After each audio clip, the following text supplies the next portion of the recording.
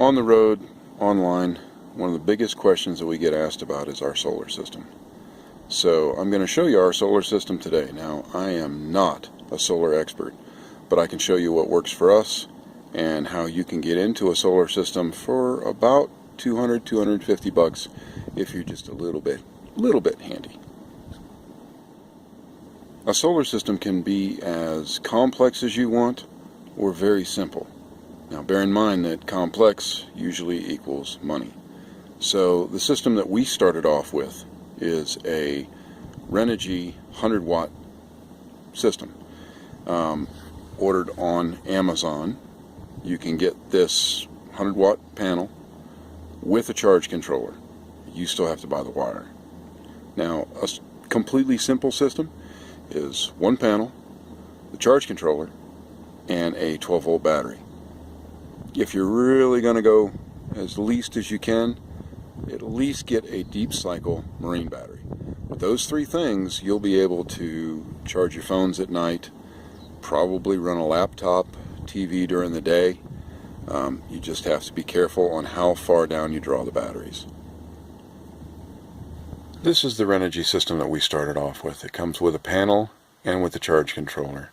It doesn't come with wiring, but you can pick up wiring at Lowe's or Home Depot. The charge controller is negative ground, so it's compatible with RVs. What that means is it will still allow you to charge by using your built-in generator or with a plugged-in generator, or if you plug in at a park. We're on the roof of the RV. This is our current panel setup. You'll see I've got 5 panels. Now the one on the right hand side front is the one that we started with when we just got one panel, charge controller, and we only had one battery. We added a battery, we added the second on the passenger side. And then before we took off this last time, we added 2 more to the driver's side. Now this other panel that's down here between the AC and the vent, that panel specifically is set to charge the Chafeon battery system that we bought. That is just for the security system for the cameras and recording and all that. Each one of the panels has one of these funny looking connectors on the back of it. If you're only going with one panel, then the connectors don't matter. But if you order these little connectors that go from 1 to 2, you can attach more panels and keep your voltage at 12 volts. Just for simplicity, we're going to say that's what you're going to do, just stay at 12 volt. The wires are run down from the solar panels through the roof. I used a 1/4 inch paddle wheel bit and drilled a hole, ran the wires down through, made sure that the wires weren't rubbing on anything, and then squirted silicone into the hole, waited for that to dry, covered the whole thing with Dicor. Now Amazon does sell a through the roof connector that you can buy. I didn't see any reason in it. The metal that I used to attach the solar panels to the roof is just angle iron, bought at any Lowe's, Home Depot, wherever. The bolts, same thing. Drilled a hole through the edge of the panel, ran the bolt through, used a couple of nuts on it for stop nuts, and thumb screws.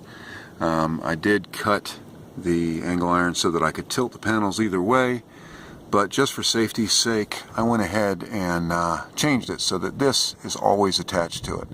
So the only way that these panels can be ripped off the roof is if this entire piece of metal comes off. As long as you use plenty of Dicor, should be fine. No leaks, no nothing. This is the inside section of our solar system. I know it looks complicated, but it's not.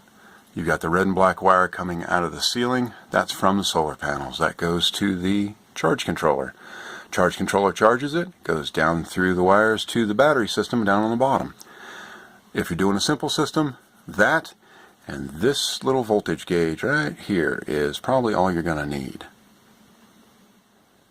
If you go with a simple solar system and just have the panel and the charger and the battery, you're going to need some way to get that to USB or to a 12-volt plug. These little things are bought on Amazon. They're like $5 or $6 a piece. You have a 12-volt regular cigarette lighter type plug-in, and then you have 2 5-volt for USB, charging phones and whatnot.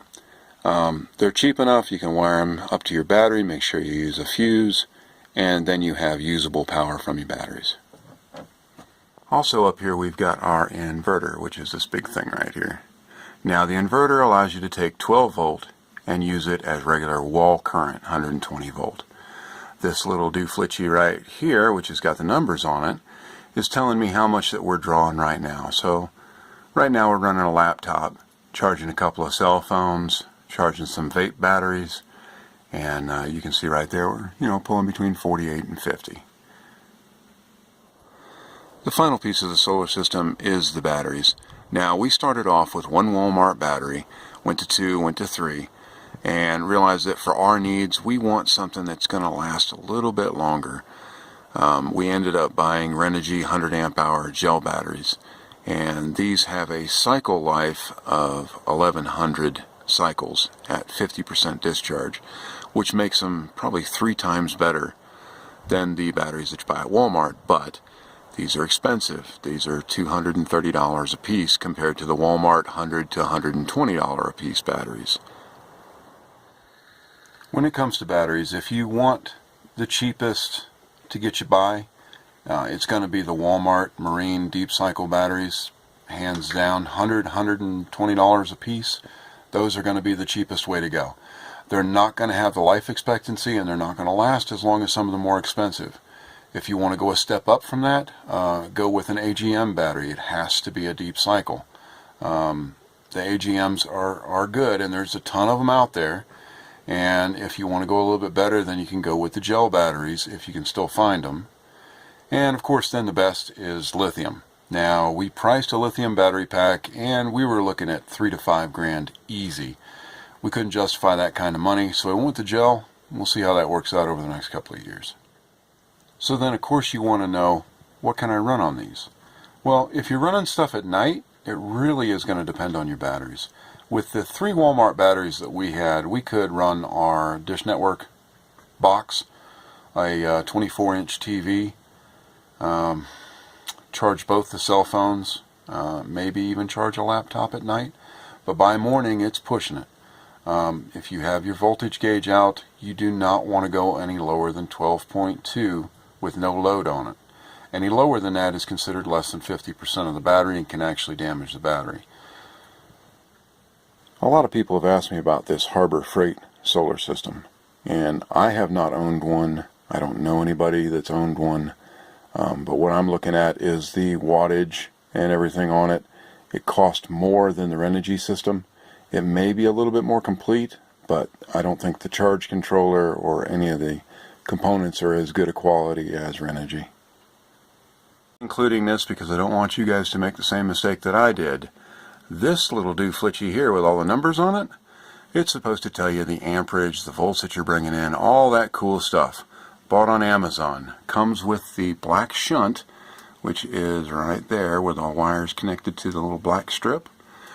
And it's supposed to tell you all this stuff. I have bought 2 of them, and they work for about 2 to 3 months, just long enough for the return to be not good anymore, and then they start reading double what it actually is.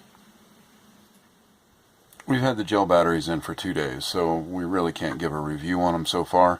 But what I have found is that with running our satellite, 2 phones, a laptop, our vape batteries, and the TV, and running them at night for 4 to 5 hours, the voltage came down to 12.6, which is pretty much nothing.